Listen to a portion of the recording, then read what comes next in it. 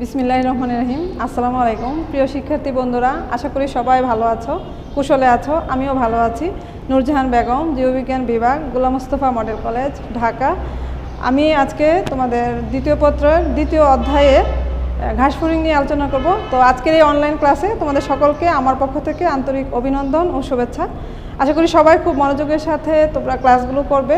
আমরা গতদিন হাইড্রার বিস্তারিত সম্পর্কে আলোচনা করেছি, তো আজকে থেকে আমরা ঘাসফড়িং টাচ করব। ফার্স্টে আমি তোমাদের ঘাসফড়িং সম্পর্কে হালকা তথ্য দিব, প্লাস আজকে ঘাসফড়িংয়ের যে পুঞ্জাক্ষী, সে পুঞ্জাক্ষীর গঠন নিয়ে তোমাদের সাথে আলোচনা করব। তারপর ডিটেলসে অন্যান্য অংশসমূহ আলোচনা করব। তো ফার্স্টে আমি পুঞ্জাক্ষীর গঠনটা নিয়ে আলোচনা করতে চাচ্ছি, সেই জন্য তোমরা কেউ কোনো প্রকার মন খারাপ করো না। ফার্স্টে আসি ঘাসফড়িং। আমরা সবাই কম বেশি ঘাসফড়িংয়ের নামটা চিনি। তো ঘাসফড়িং আরশোলার মতোই, তবে আরশোলাকে আমরা যতটা ভালোভাবে চিনি, ঘাসফড়িংকে ততটা ভালোভাবে চিনি না। তবে ঘাসফড়িং বাংলাদেশ সহ পৃথিবীর বেশ কিছু জায়গায় বসবাস করে। আর এরা সবুজ শাকসবজি খেয়ে বা শাকসবজির পেস্ট খেয়ে বেঁচে থাকে, যার জন্য এদেরকে সবুজ শাকসবজির বাগানে সবচেয়ে বেশি দেখা যায়। আর এদের মধ্যে বেশ কিছু প্রজাতিও রয়েছে, তবে এরা বেশিরভাগ কিছু কিছু প্রজাতি আছে যারা জাগ বেঁধে বা দলবদ্ধভাবে বসবাস করে, এবং এরা সেকেন্ডে একরের পর একর জমি সাভার করে দিতে পারে। আর সেজন্য এই সকল গ্রুপকে যারা জাগ বেঁধে চলাফেরা করে তাদেরকে পঙ্গপাল বলা হয়। অর্থাৎ ঘাসফড়িংয়েরই একটা প্রজাতি যাদেরকে পঙ্গপাল বলা হয়, কারণ এরা এককভাবে না, দল ভেদে বিচরণ করে, এবং এরা একই সময়ে সমস্ত জমি ফসল নষ্ট করে দিতে পারে। আর এই সবুজ ঘাস পাতা লতা পাতা, এদের এই যে ঘাসফড়িং, এদেরকে আবার ইনসেক্ট শ্রেণীর অন্তর্ভুক্ত করা হয়, বা এদেরকে পতঙ্গভুক্ত প্রাণী বলা, বা ঘাসফড়িংকে পতঙ্গ হিসাবেই আমরা চিনি। কিন্তু এটাকে পতঙ্গের অন্তর্ভুক্ত কেন করা হয়েছে? কারণ ঘাসফড়িংয়ের দেহকে তিনটি অংশে বা তিনটি ভাগে ভাগ করা যায়। একটা হচ্ছে বক্ষ হচ্ছে মাঝখানের অংশ, মস্তক হচ্ছে মাথার অংশ, আর হচ্ছে উদর বা লেজ। এই তিনটি অংশে ভাগ করা হয় বলে, বা তিনটি অংশে ভাগ করা যায় বলে ঘাসফড়িংকে ইনসেক্টা বা পতঙ্গ শ্রেণীর অন্তর্ভুক্ত করা হয়েছে। আর যদি আমরা তার বাসস্থানের ক্ষেত্রে চিন্তা করি, তাহলে যেখানে সবুজ ঘাস লতা পাতা বনভূমি আছে, সেখানেই ঘাসফড়িংয়ের বসবাস। আর এদের প্রধান খাদ্য হিসেবে আমরা বলতে পারি যে গাছের নরম সবুজ পাতা, নরম কাণ্ড, এগুলো ঘাসফড়িং খাবার হিসেবে খেয়ে থাকে। তো এখন মোটামুটি আশা করি যে তোমাদের ঘাসফড়িং সম্পর্কে একটা ধারণা হয়েছে। তো এরপর আসা যায়, আমি যেটা বলছিলাম যে আজকে আমরা পড়ব হচ্ছে ঘাসফড়িংয়ের পুঞ্জাক্ষীর গঠন। এই ঘাসফড়িংয়ের পুঞ্জাক্ষীটা কি? ঘাসফড়িংয়ের একজোড়া পুঞ্জাক্ষী থাকে, অ্যান্টেনাও থাকে। আর এই পুঞ্জাক্ষীটা হচ্ছে চোখ বা তার দর্শন অঙ্গ, যেটাকে পুঞ্জাক্ষী বলা হয়। আর এটা হচ্ছে তার মাথা সামনের অংশে পৃষ্ঠভাগে একজোড়া পুঞ্জাক্ষী দেখা যায়, যেটা গোলাকার এবং কালো বর্ণের হয়ে থাকে। আর এই পুঞ্জাক্ষী অসংখ্য, অর্থাৎ মিনিমাম 2000 ওমাটিডিয়ামের সমন্বয়ে পুঞ্জাক্ষী গঠিত হয়ে থাকে। তো সেজন্য ওমাটিডিয়ামকে পুঞ্জাক্ষীর গঠন একক বলা হয়ে থাকে। তো পুঞ্জাক্ষীর গঠন বলতে ওই ওমাটিডিয়ামের গঠন, কারণ একটা ওমাটিডিয়ামের গঠন যদি জানি, তাহলে সমস্ত পুঞ্জাক্ষীর গঠন যারা জানতে পারবো।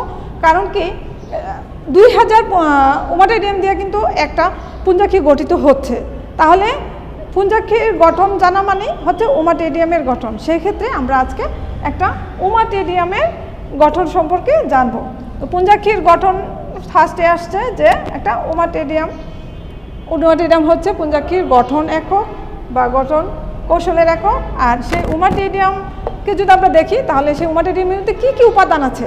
ওমাটিডিয়ামের মধ্যে আছে কর্নিয়া জেনকুশ, আছে ক্রিস্টালাইন কুন কোষ, আছে ক্রিস্টালাইন কুন, আইরিশ রঞ্জক আবরণী, রেটিনুলার কোষ, র্যাবডুম, রেটিনুলার রঞ্জক আবরণী, আছে ভিত্তিপর্দা এবং স্নায়ুতন্তু।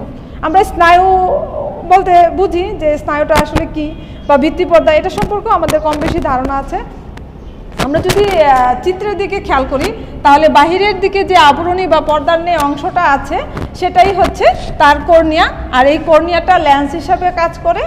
আর কর্নিয়ার ভিতরের অংশে যে আবরণী অংশ আছে সেটাকে কর্নিয়া জ্যানকুশ বলা হয়। আর এই কর্নিয়া জ্যানকুশ থেকে যে রস খরিত হয়ে থাকে সেই খরিত রস দিয়েই কর্নিয়াটা তৈরি হয়। এরপরে কর্নিয়ার জ্যানকুশের চারপাশে বা চারদিকে যে আবরণী কোষ থাকে যেটাকে বলা হয় ক্রিস্টালাইন কোন কোষ। আর এই ক্রিস্টালাইন কোন কোষ দিয়ে আবৃত অবস্থায় যে অংশটা মোচাকৃতির অংশ দেখা যায় সেটাকে বলা হয় ক্রিস্টালাইন কোন কোষ। আর এই ক্রিস্টালাইন কোনটা তৈরি হয়, ক্রিস্টালাইন কোন কোষ থেকে যে রস খরিত হয় সেই খরিত রস দিয়েই এই ক্রিস্টালাইন কোনটা গঠিত হয়। আর এই ক্রিস্টালাইন কোন তার যে বাহিরের যে আলোগুলো আছে সেই আলোগুলো গ্রহণ করতে সহায়তা করে। আর এই যে ক্রিস্টালাইন কোন কোষ, এই কোষটার বাহিরের অংশে একটা আবরণী মানে থাকে, রঞ্জক আবরণী।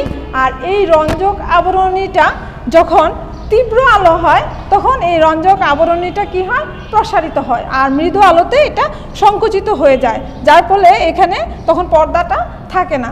আর এই আবরণীটা কালো বর্ণের হয়ে থাকে বা এটা রঞ্জক আবরণী হয়ে থাকে। এটার মাধ্যমে একটা ওমাটিডিয়াম আর একটা ওমাটিডিয়াম থেকে পৃথক থাকে।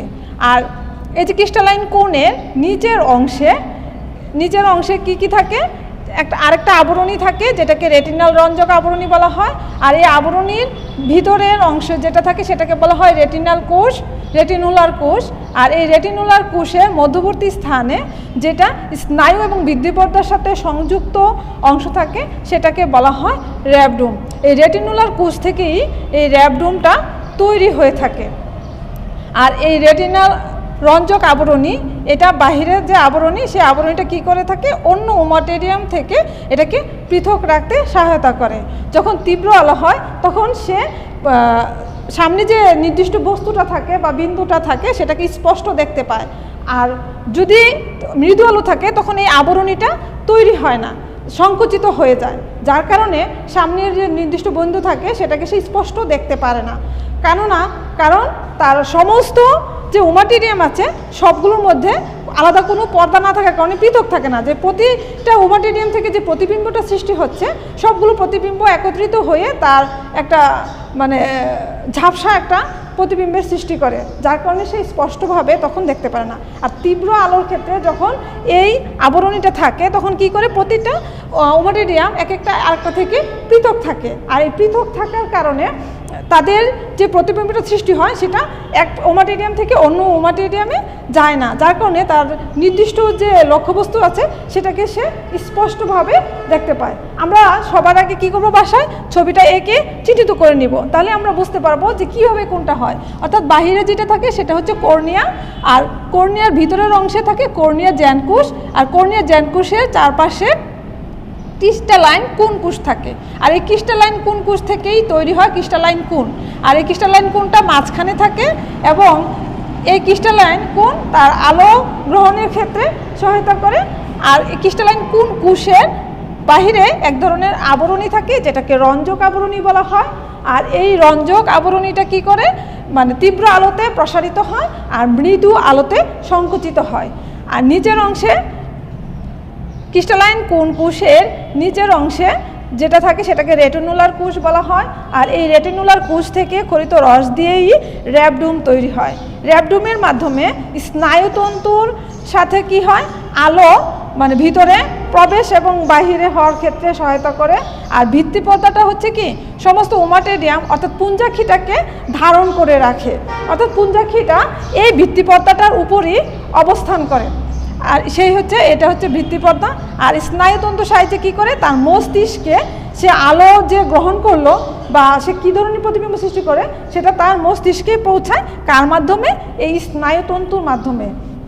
আমি সংক্ষেপে তোমাদেরকে এটা বোঝানোর চেষ্টা করেছি, আশা করি তোমরা মানে একটু বইয়ের সাথে আমার কথাগুলো মিলিয়ে নিলে তোমাদের বুঝতে একদম সহজ হবে, ভালো হবে। আর আজকে এ পর্যন্তই, সবাই ভালো থাকবা। আর সৃজনশীল হিসাবে এটা একটা ইম্পর্টেন্ট কোশ্চেন, এটার মানে যে চিহ্নিত চিত্র এটাও একটা 3 নম্বর প্রশ্ন হিসাবে আসে, আর সমস্ত বর্ণনাটা 4 নম্বর প্রশ্ন হিসাবে আসতে পারে। এছাড়া ওমাটিডিয়াম কি, পুঞ্জাক্ষী কি, এগুলো জ্ঞানমূলক বা অনুধাবনমূলক প্রশ্ন হিসাবেও থাকে। সবাই ভালোভাবে একটা সৃজনশীল হিসাবে এটা পড়বে। আজকে রাখছি, আল্লাহ হাফিজ।